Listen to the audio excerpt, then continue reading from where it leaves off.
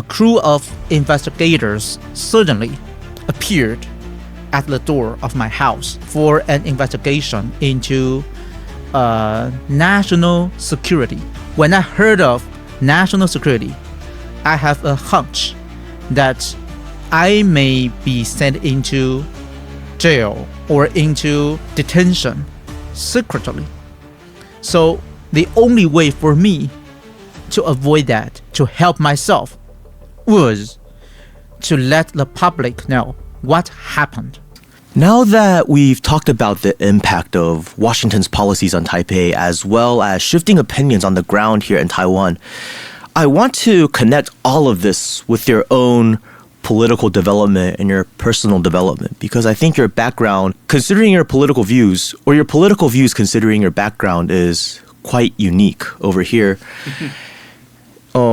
And I know now we can say that more and more people are starting to realize that Taiwan separatism is a dead end and that the U.S. isn't a dependable friend. And it's also becoming less taboo for people like us to proudly say we are Chinese people. But with you, when I first became aware of you all the way back in 2014, you were already vocal about being Chinese. You stood opposed to the Sunflower Movement, and you've always been very outspoken against separatist indoctrination ever since I've been made aware of you, especially the kind, that comes through separatist indoctrination that comes through historical revisionism. And I think your perspective is especially interesting because you were born in 1987. If you were born in 1967, I would not be surprised because back then everybody said they were Chinese. You grew up during a time when being Chinese was still the mainstream self-identity. But then your generation, along with those a little bit older and younger, ended up becoming the first wave or the guinea pigs of the historical revisionist curriculum. A lot of them became some of the most active ideological foot soldiers of the DPP because of this education. But despite growing up in such an environment, you pushed back, especially at a time when holding your positions wasn't exactly popular among your peers. And even though you grew up during the same era in the same environment as those Taiwan separatists. So I want to get into your political development a little bit, how you came to your current views and how you've maintained them in an environment that was, at least for a while, moving in the opposite direction. So first off, can you share a bit about your upbringing and what experiences shaped your decision to publicly and proudly identify as Chinese, especially during a time when it was not that popular to do so? Yes, first of all, I need to say, if I just identify myself as a Chinese, it's not so unusual, but I still insist on becoming a fighter, a promoter for unification in public. It's really a little bit weird in Taiwan, especially for my generation. But when I was a child during early 1990s, there were many TV dramas made by Taiwanese producers and played Asian Chinese stories and also filmed in Chinese mainland during 1990s. For example, 新白娘子传奇. I don't know, have you ever watched that? I think it's a little bit before my time. I was born in 93. Before your time, okay. So when I was 5, my parents were watching 还珠格格. Oh, okay. I watched 还珠格格 about my 12. So, 新白娘子传奇 was filmed and premiered in Taiwan about 1992. At that time, I was about 6 years old. 新白娘子传奇 The New Legend of Madam Whitesnake, which plays an Asian Chinese legend, Asian Chinese story. And it was really part of childhood memory for many 1980s generation in both Taiwan and the Chinese mainland. So through watching these dramas, I identify myself as a Chinese unconsciously because those dramas playing Asian Chinese stories, and those dramas were produced by Taiwanese ourselves. So I would think, okay, Taiwanese are Chinese, and those stories are my stories. Those stories are stories passed by from my ancestors of my nation. So I identify myself as a Chinese unconsciously. But in terms of politics, I need to trace back to the beginning of my teenager's times. I used to watch the TV shows hosted by Li Ao. I know you also knew that, right? 李敖有话说 Yeah, but before you, I watched 李敖笑傲江湖 and 李敖秘密书房 李敖语妙天下 is afterwards. Yeah, so I watched 李敖 before you because I'm older than you, right? So I used to watch his political TV shows since 1999. And, Li Ao is a pretty famous and I think almost the most influential critic in Taiwan since 1990s. And he moved to Taiwan from Chinese mainland when he was very young. 14. Yeah, when he was 14, since 1949, because of the Chinese Civil War. And he became a political prisoner for opposition to Kuomintang's authoritarian rule during 1970s. And then he became one of the most vocal critics of the DPP and Taiwan separatism. Yeah. His criticism's interesting, though, because his angle is, you guys aren't real. You guys don't have the courage to go through with it. It's all fake. Yes. You guys are liars. Yeah, and I was ever a prisoner, right? A prisoner fighting against Kuomintang's authoritarian rule, for Li Ao. So I think since 1990s until his death in 2018, he kept fighting against Taiwanese separatism. Yes. Yeah, and he opposed DPP.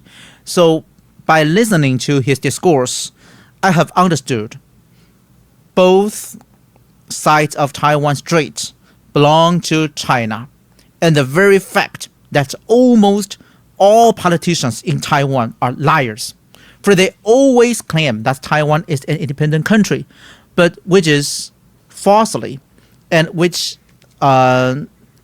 is not the fact, not only historically, culturally, but also legally. Because according to the legal system in both of Chinese mainland and Taiwan, both of us think of Taiwan as part of China's territory. One China and two parts of China, Chinese mainland and Taiwan.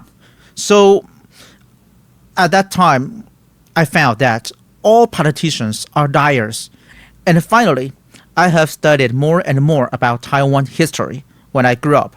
I have realized that many sorrowful sufferings of Taiwan, usually mentioned by TPP, such as Japanese colonial rule or the White Terror during Kuomintang's authoritarian rule, those sufferings almost resulted from imperialist invasion into China and resulted from the power of China's fall since the Opium War in 1840.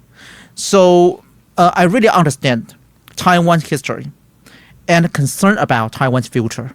So I know more about Taiwan's past, and Taiwan's future will be connected with Chinese rejuvenation in the near future. And that will be a charming and a wonderful chance for Taiwan's future generations. I think that's very interesting because from the cultural standpoint, I didn't watch the drama that you mentioned because that was before my time because I am not yet an old man. I'm just kidding. But similarly, I watched a lot of Hong Kong cinema when I was growing up. And back then, Hong Kong actors and Taiwan actors, they collaborated a lot. A lot of the big movies had Taiwan presence in them. One of them, I think, that had a huge impact on me was Huang Feihong, Once Upon a Time in China by Jet Li. The whole message of it was just the trials and tribulations that the Chinese people went through during some of the most difficult times of the Chinese people's history. And you can find patriotism in those films, especially Chinese pursuit for marginalization and to expel those aggressors. Yes. I think that was one of the main events in my childhood, and also just watching a lot of Chinese media that just made me connect with it. Also just being told by my parents, you're Chinese, we're Chinese. And so you watched them in America? Yes. Okay, so you were brought up in the United States, right? Yes. But at home, our television, we had satellite that received TV channels from Taiwan. Oh, okay. And later on, even the mainland. So like not 24/7, but most of the time when the TV was on, it was Chinese media. So at school, like some people would be talking about MTV and all that stuff, and I just had no idea because at home I was watching all this Chinese stuff, programs. Yes. So then I was the weird kid. And you learned Chinese from them. Yeah, and just speaking Chinese at home, and also being in Taiwan almost every summer. So I always had that sort of connection. I feel very fortunate, and I think that sort of cultural immersion really solidified my Chinese identity. And one of the questions I asked early on was, okay, even if we don't like Beijing, why does that mean we should just become separate and give up such a vast land where our history was built, where our ancestors came from, where it's no matter what is going to have an impactful and powerful future. My first time traveling to the mainland, it was 2005. 2005. I was 12 years old. My first time to Chinese mainland was about 6 years old, 1992. Oh, wow. So you've seen what? Before 1992 consensus. 2005 to now, like the mainland's changed a lot. But what you've seen, it's an even greater change. Yeah. Because even in 2005, I'm going to be honest, when I went to the mainland, I felt there's a bright future here, but it's still a little bit economically behind. But for some reason, I don't know why. And plus, everyone was nice to me. But I just felt there's going to be a great future. I just didn't expect the great future to come this quickly. Yep, so quickly, beyond our imagination. Yeah. Like right now, what we see on the mainland now, I thought would be the reality in maybe like 2040. And then I went again in 2007 to more places with my mom, and I just really had this affinity. I just felt I'm not in a different country from Taiwan. It's just a different part of the same country. That's what it felt like to me. So that's why I will be more grateful to those our ancestors, especially during those difficult times, to combat with aggressors and sacrifice themselves. When China was so poor and in that bad situation, they still identify themselves as a Chinese. So today, when China grows prosperously and improves so much, why don't we identify ourselves as a Chinese? That is an origin of our culture, of our history. Exactly. Now, many in your generation went through the whole desynthesization process, the 去中国化 curriculum, and embraced the Taiwan-only identity, or as Li Denghui called it, 台湾主体意识, Taiwan-centered consciousness. Firstly, as somebody who lived through this transition, could you briefly talk about how it was carried out? And secondly, what was different about your experience? Like everyone else, not everyone else, a lot of other people just bought into it, but you've resisted it. And was there a turning point that made you push back? I mean, in my case, it was easy because I wasn't educated here, so I never received a separatist or desynthesization education. My parents just told me, you're Chinese, we're Chinese. And my dad's just like, Taiwan separatism is bad. Okay. Well, first of all, as I have opposed Taiwan independence since my teen age, I identified myself as a supporter of 国民党 KMT, because there were almost only two parties you can choose, pen blue or pen green, KMT or TPP. So when I was young, I recognized myself as a supporter for KMT. However, I was disappointed gradually with their cowardice of revealing their Chinese identity. And what's worse, during Ma Ying-jeou's authorities in 2008 to 2016, KMT's authorities refused to correct separatist education, to correct pro-separatism textbooks. But you know what's funny? Even though they didn't do that, the DPP still called them Beijing's puppets. It still call them traitors to Taiwan. Yeah. Okay, so and during Ma Ying-jeou's times, he insisted in policy that no reunification, no independence, and no force. But that's totally a lie, because the status quo can never be remained and always changing at all times.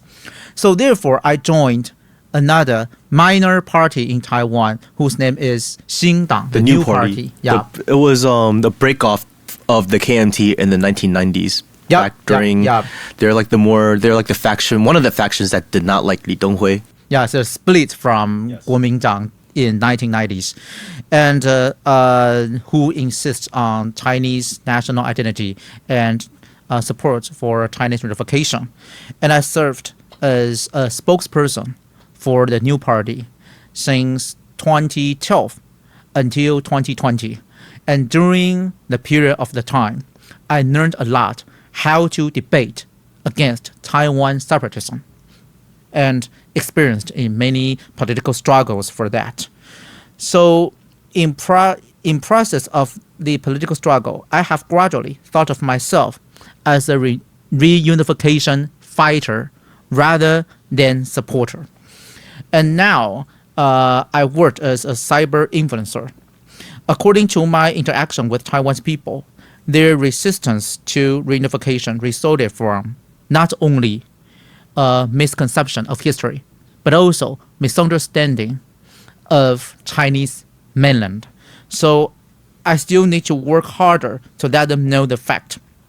And when I appeared to the public to oppose the Sunflower Movement in 2014, the DPP supporters not only scoffed at me, Scoff at your singing.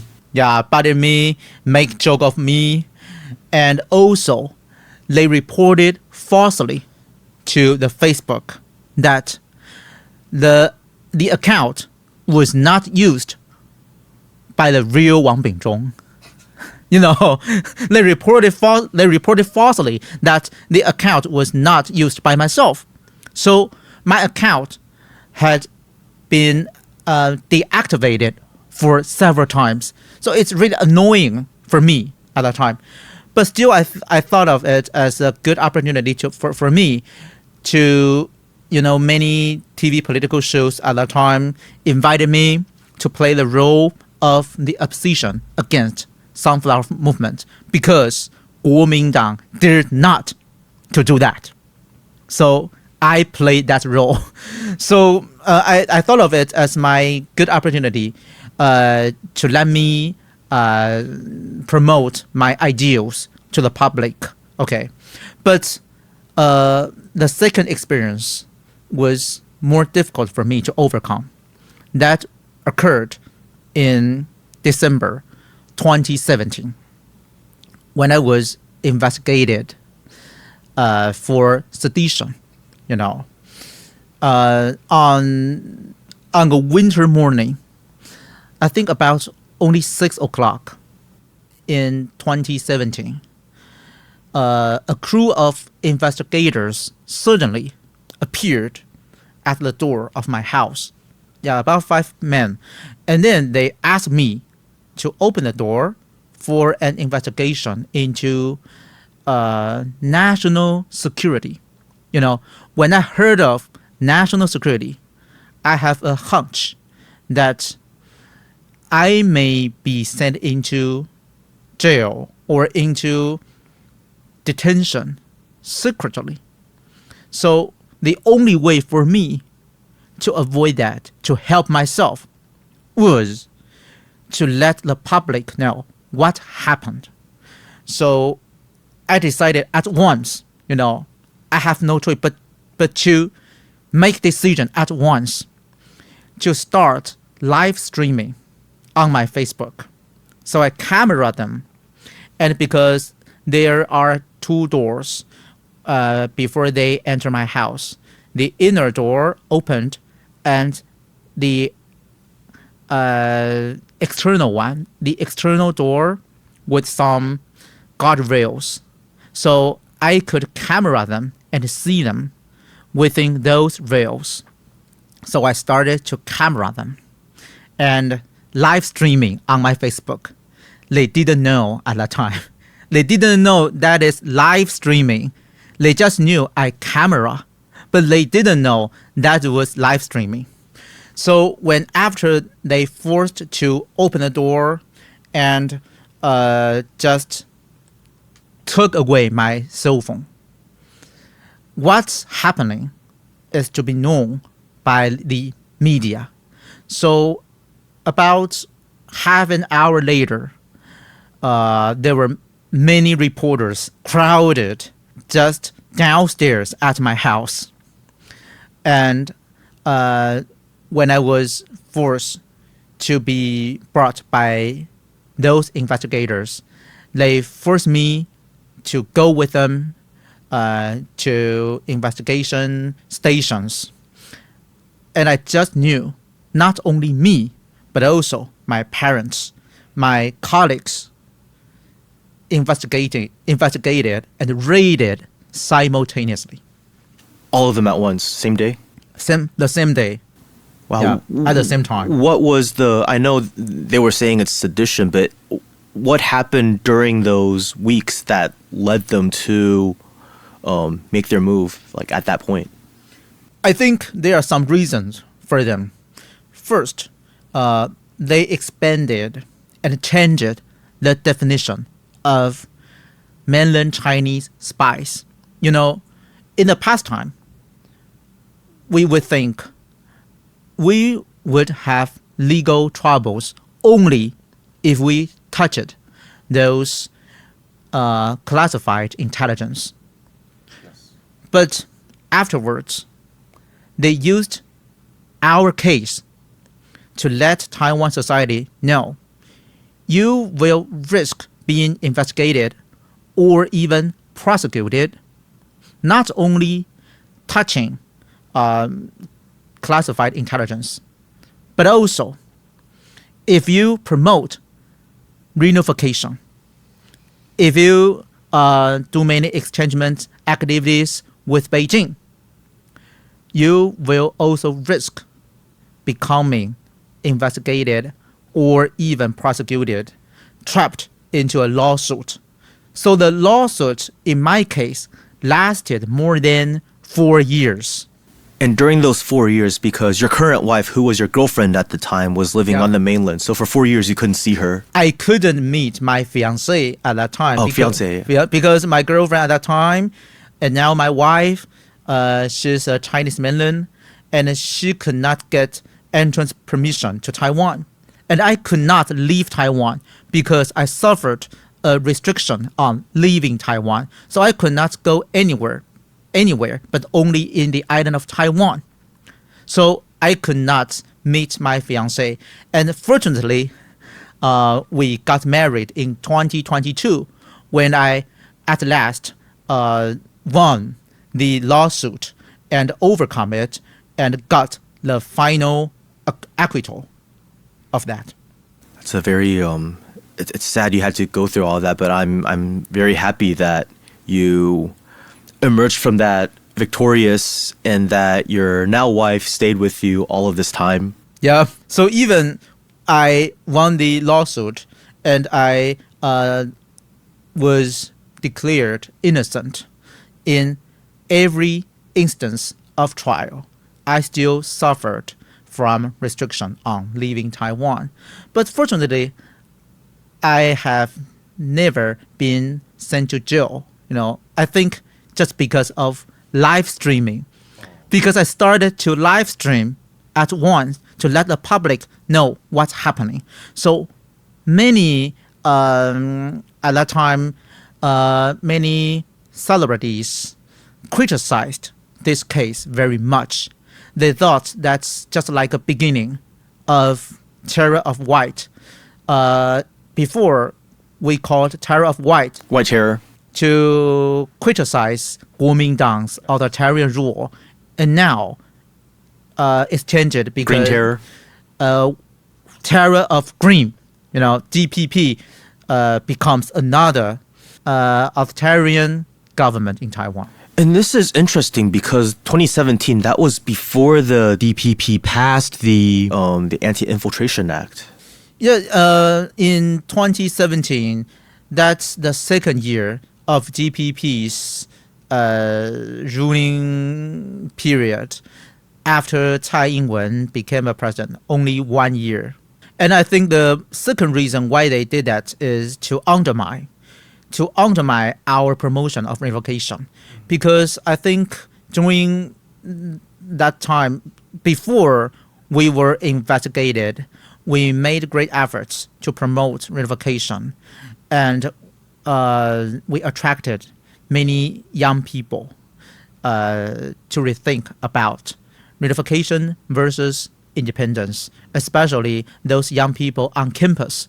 So that seems to be a big threat to DPP, because DPP should always control those young people by their argument of Taiwan independence. So I think that's the second reason why they investigated us in 2017. They should stop our promotion. So I think if we had not been investigated, we would have successfully more promoted reunification and lead Taiwanese people to think about that. And when you're talking about the fight against separatist propaganda, my question to you is, what, in your view, are the biggest historical distortions that have been pushed in textbooks or public discourse, and how do they impact cross-strait relations today, as well as how the people of Taiwan identify themselves? Maybe I can introduce what the textbook in Taiwan educated Chinese history. When I was in elementary school, the education of Taiwan history was included in the framework of Chinese history. Yes. So we thought it unconsciously. Taiwan is part of China, and Taiwanese history is included in Chinese history. But after entering junior high school, about 2000, Taiwan history was separated from Chinese history education in textbooks. So we were taught Taiwan history before Chinese history. They were separated with each other. So many generations and those younger than ours gradually thought Taiwan is an originally separated country from China. They will think Taiwan is originally an independent country, and there's nothing to do with China in their consumption. That is misconcept. I think we talked about it last time when we met, how now they try to frame the Qing dynasty as, just one out of a series of many foreign or external rulers. Yep, because, since 2016, when Tsai Ing-wen took on her presidency, she demanded the education system to eliminate Chinese history education. So in my times, Taiwan's history and Chinese history were just separated from each other, but we still have Chinese history education in the next year of high school. But Tsai Ing-wen just eliminated education of Chinese history. So now it's Taiwan history, East Asian history, and world history. East Asia history, yeah. So Chinese history has been fragmented into Asia East history. So for my generation and those older generations, we will have a concept, we will have an understanding of Chinese history that there are many dynasties. There are many dynasties within 5,000 years in Chinese history, and all of them share with the same idea or the same concept of great unity, of great unification as a Chinese nation. So all of them pursue to create a unified Chinese empire, Chinese nation. So for my generation and older generations, we know that we have that understanding, so we can easily understand why Beijing cannot give up reunification. So whoever in power of China will insist on reunification because that's part of we Chinese culture, rooted in Chinese culture. But today's young people after 2016, they don't have education of Chinese history. So for example, when I read those Chinese Asian poems, when I knew some Chinese poets, we think of them as our ancestors in my nation. Yes. Yeah, but for those younger Taiwanese generations, they just think of them as the same as those foreigners.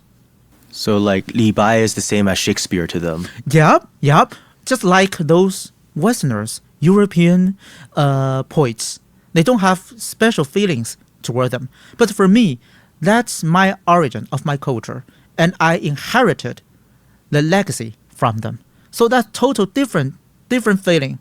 And also, for example, when I was in college about 2007, I brought my classmates to take a trip in Beijing.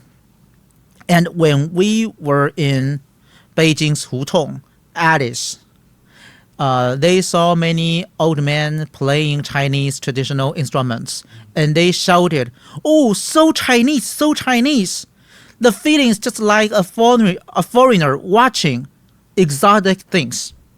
It's funny because I learned how to play the erhu over here in Taiwan, not on the mainland. Yes, and I think it's just my culture, Yeah. and I think it's also my, Yeah. it's also tradition of my. It is. Yeah, but those classmates, they shouted, "Oh, so Chinese, 好中国!" Just like a foreigner, like a European or American visiting another country and watching some exotic things. So it really shocked me. So that is many and many Taiwanese generations lost Chinese identity. Yes. Even not only politically, but even culturally. So that's a very terrible thing. It's very horrifying because if we want to deal with cross-strait relations, if we want to keep stable cross-strait relations The and minimum framework. And to resolve Taiwan's question, to get a peaceful solution for Chinese civil war since 1949 until now, if we still have the same sense of Chinese culture, the same sense of national identity, it will be easily resolved. But without that, the problem, the question will be more complex and difficult to resolve. If we can resolve it peacefully, war will occur. But terribly, most of Taiwan people today, they even do not think cross-strait relations is important because they have advocated that Taiwan is originally independent from China. They think Taiwan has been separated from China successfully. And even they think there's nothing to do with China. So any proposal from Beijing for peaceful unification will be unthinkable, unreasonable for those Taiwanese people. So that will be more complex and troublesome. Yeah, and what's really horrifying to me is you have so many people who don't even realize Hokkien, Minanhua, is a Chinese language. Yep. They think that it was born in Taiwan, and they're surprised. They're like, wait, For people example, in Xiamen. my cousin ever asked my aunt a question. are we offsprings of Fujian people? Is Minnan-Hua Taiwanese dialect resulted from China? They will have this problem. For me, that's just like a common sense, but they don't know that, and they will be frightened when they know the fact first time. Wow. Yeah, as a child, I was just told this language was brought over to Taiwan by the early migrants from southern Fujian. No question about it. Yeah, my ancestors moved from Chinese mainland from Fujian about 300 years ago. Ming Dynasty, right? Yes. Wow. Because my mom's side came in the Qing Dynasty. Yeah. So it's funny. So like my mom's side of the family. My ancestors came to Taiwan about the mid 17th century. So my mom's ancestors to your ancestors were 外省人, even though both are considered 本省人 today. Yeah, if your family moved to Taiwan after 1949, they will call you 外省人, means mainland Chinese. Yeah. Yeah, but in fact, all of us mainland Chinese before. Except for the indigenous population. No, but even the indigenous population, they came to what is now the island back when there wasn't a Taiwan Strait. They came by land. Yep. So it's interesting because now these people talk about Taiwan. Oh, we're equal parts. Taiwanese culture is a sum total of Chinese culture, Dutch culture, Spanish culture, Japanese culture, and just because these different empires or foreign powers have ruled Taiwan in the past, but it's like, what about the people? It's not just a piece of bare land. It's the people on the island. And the fact of the matter is, Taiwan, as we know it today, was built up by people who belong to Chinese civilization, who built up Taiwan as a part of Chinese civilization. The Spanish, when they landed in northern Taiwan, they couldn't even collect taxes. How much influence do they have? Does anyone in Taiwan, does any sizable portion of Taiwan's population today speak Spanish or Dutch? No. Zheng Chenggong kicked out the Dutch, and much more people came to Taiwan after the Dutch left than before. And how the society, how today's Taiwan society resulted from Chinese immigrants, and because Chinese rule over Taiwan. So we will have those bureaucratic system and those formation of so-called Taiwan society. So if we really talk about Taiwan history should be based on people's economic, cultural, political system. Yes. Not only based on those so-called Taiwan's animals or just the island of Taiwan itself. We need to find out the chronicle development of people here, right? And also, I've heard of a very ridiculous comparison by some Taiwan independence supporters. They said Taiwan is just like a woman who made up with many men, including Spain, Dutch, Japan, America, and China. And all of these men gave some origins to me, to Taiwan. So Taiwan has many branches of culture, many elements. So China is only one part of Taiwan's culture. Very ridiculous. It's not just it's disgusting. It's they disgusting. compare It's Taiwan undignified. to a woman, you know. But even then, talking about a woman like that is very undignified. And you know, in this case, they just justify Japanese colonial period in Taiwan, right? Yes. They gave legitimacy to Japanese colonial administration. It's no longer called the era of Japanese occupation. It's called the era of Japanese administration. Yeah. Instead of 日据时代. Before, we will call it Japanese occupation. Yeah, 日据时代. Yeah, but now they call it Japanese administration. 日治时代. To justify Japanese colonial rule. And if they can justify Japanese colonial rule, so they surrender to whose power is enough. What kind of independence is that?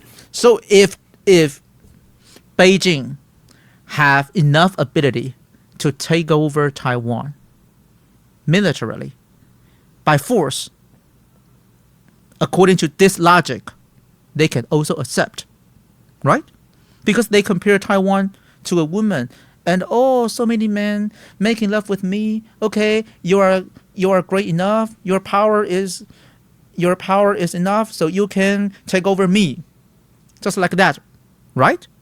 But for me, for reunification promoters like me, I want to achieve a peaceful negotiation with Beijing to talk about how to handle the system before the system after reunification. Yeah. So that's different. I don't see it as, this is a very powerful foreign entity that's coming into me, or I don't think of it like that. I think two separated parts of a single whole coming back together. We are one family. Yeah. So there is no problem about who win, who lose. Mm-hmm. It's just like one family separated because of civil war. Now talk about how to reunify. Exactly. How to achieve a good reunification and make Taiwanese people can really not only benefit from reunification economically, but also get a real dignity in the future. So this is the cultural aspect of it, and you're talking about the national dignity and the reunification of family and all of that, which I agree with. Mm-hmm. Now, I think one of the biggest questions that some people who are on the fence have is they think reunification with the between Taiwan and the mainland would undermine Taiwan's prosperity or democracy. So how do you address the misconceptions that love for China and love for Taiwan are mutually exclusive? Well, they will think love for Taiwan and love for China exclusive with each other because of misunderstanding of history and the fact of Chinese mainland. After reunification, we can profit economically first, because especially after recent tariff negotiations with the United States, the United States government just imposed high tariff upon Taiwan and just forced Taiwan to have no choice but to embrace our most important market, Chinese mainland. So that is first. And the second, after reunification, we can get real dignity. If, for example, in case of Japanese coast guards compelling Taiwan's fishermen to leave Taiwanese traditional fishery, if we have a backup from Beijing, we don't need to surrender to Japanese coast guards, and they will dare not to compel Taiwanese fishermen. And also, after reunification, we don't need so much military spending because Beijing can protect our national safety because we are one family, we are one nation. And we don't need to think over how to fight against Beijing and be compelled by the United States to sacrifice almost anything. I think what you're saying is our relationship with Beijing is there's many provinces on the mainland. We are one province, and all of us together, we're siblings, and we speak as equals within one family. And then together we are much stronger against outsiders who don't have our best interests. Yeah. I think, first of all, Taiwan and Chinese mainland are both territory of China. So reunification is absolutely the target for anyone who rules China. If we cannot resolve this question peacefully, war will be avoided. If we really love Taiwan, we should know both Taiwan's economy and safety depend on Chinese mainland. even if many Taiwanese politicians always say we need to fight against Beijing in order to protect so-called Taiwan's value, I always think we need to pay more attention to what Taiwan's value really means. So I prefer to say people's value. People's value prioritizing so-called Taiwan's value, because politicians always modify their selfishness in the name of Taiwan. And many politicians just modify their selfishness in the name of Taiwan. So I prefer to say people's value rather than Taiwan's value. For Taiwan should belong not to those politicians, but the people, indeed. So therefore, we need peace, stability, and prosperity under Chinese mainland's protection. So just like what I mentioned, Japanese coast guards will dare not to arrest Taiwanese fishermen when they enter Taiwanese traditional fishery close to Japan. And we should not surrender to the United States when Trump imposes so high tariffs on Taiwan. Besides, Taiwan's young people should not do military compulsory service because Chinese mainland can defend for us. And we can also save a huge amount of military spendings and improve our livelihood, our economy, public infrastructure instead. And furthermore, in consideration of Taiwan's unique political and economical system, Beijing has proposed one state, one country, two systems for that. So Taiwan can also enjoy a special autonomy over some political and economic systems. And I think it will be higher, the degree of autonomy will be higher than Hong Kong. So there will be beneficial for all common people in Taiwan, but except those politicians, those in power, so-called vested interest groups. Yes. So how do you think all of this damage done by historical revisionism can be corrected? I feel pessimistic about that. Really? Yeah, maybe you can say pop culture can have a big impact on young guys. So with growing of mainland Chinese power, there are more and more programs, dramas, or convenient apps, or so on. Those pop culture can affect Taiwanese people. I agree with that, but I still think it cannot substitute the role of formal education. Yes. They cannot substitute the role of main media. For example,馆长, a cyber influencer who was originally pro-DPP and shifted his political stance to TPP to 柯文哲 afterwards. He began to rethink about independence versus reunification. And he began to make many programs, many films in Chinese mainland. He introduced some modern cities in mainland China to most of Taiwanese young guys by his live streaming films. So correctly, more and more Taiwanese young people know improvements of Chinese mainland. But it's still different between understanding Chinese mainland's improvements from identifying themselves as a Chinese.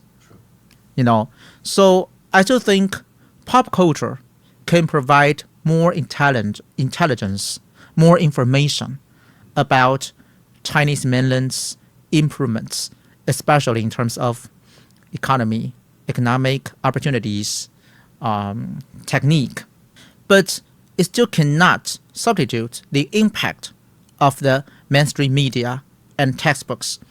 And still, the DPP controls textbooks and the mainstream media.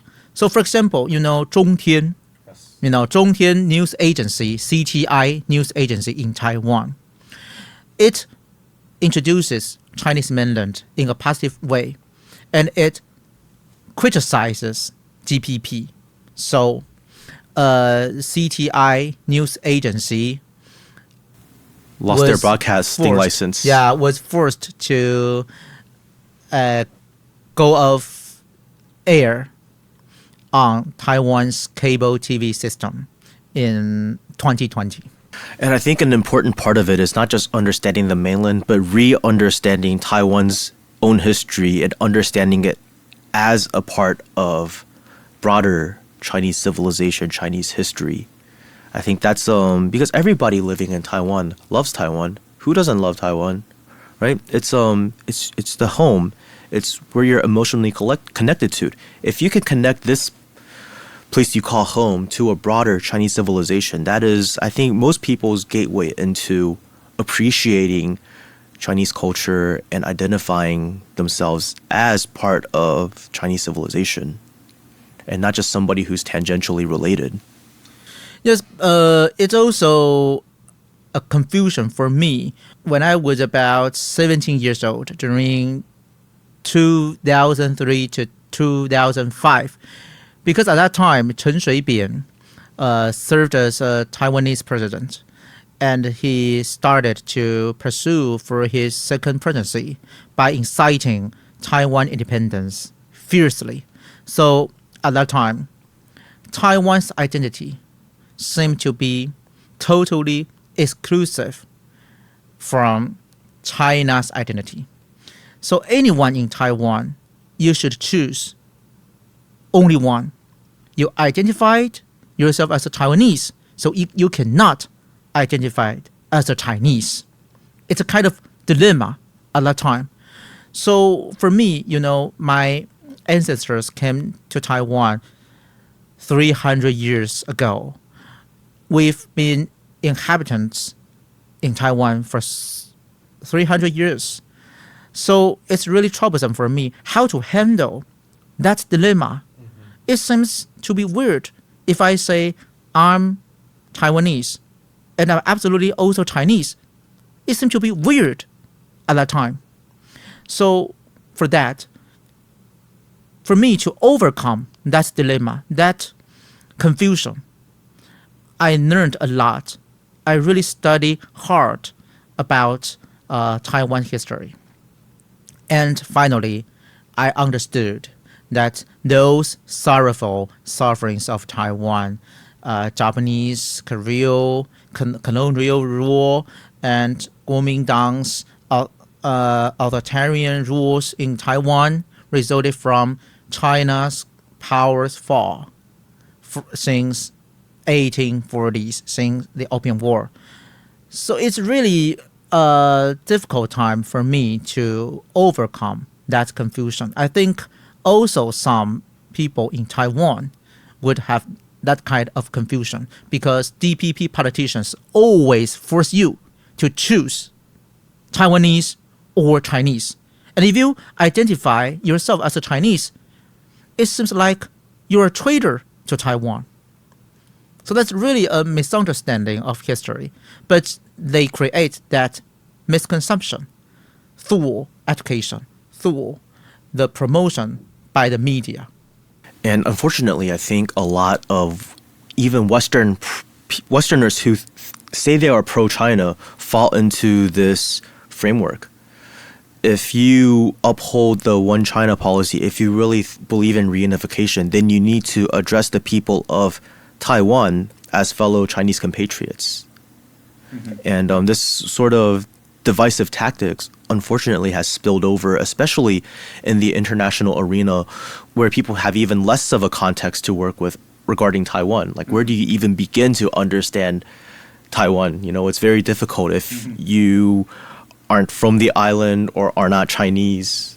Yep, and for those politicians, they always cheated Taiwanese people that Taiwan has been already successfully separated from China, or Taiwan is originally an independent country. They always say that, but they dare not to announce Taiwan independence formally.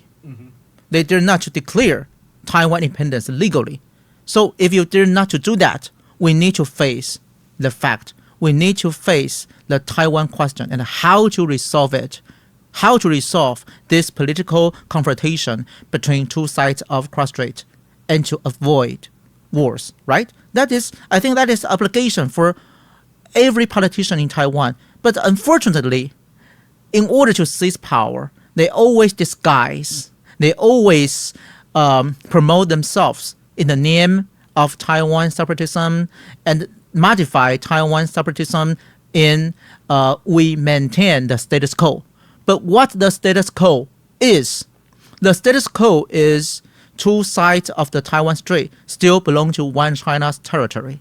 So either Taiwan or Beijing's legal system still think of Taiwan as part of China. So even DPP and KMT, when they reject reunification with Beijing, they still say, oh, we support Republic of China. They promote Taiwan separatism in the name of Republic of China. If you read the laws of the Republic of China, whether it's the Constitution or the additional articles or the Cross-Strait Act, it says very clearly that it is not a separate government for a separate Taiwan. It considers itself a Chinese government, Yep. and that Taiwan is a part of China. Yes. But they say they are not Chinese. Yeah, which is really funny because the name is Republic of China. If yep. you are a citizen of the Republic of China, does that not make you Chinese? So you are Chinese. But they say, oh, we are Taiwanese. Taiwan is a separated country in the name of Republic of China. So that's totally a lie, right? This was understood by me when I was only about 12 years old. So I understood all of the politicians are lying. So what they're saying is different, totally different from our legal system. So about my teenage times, I understood that very well.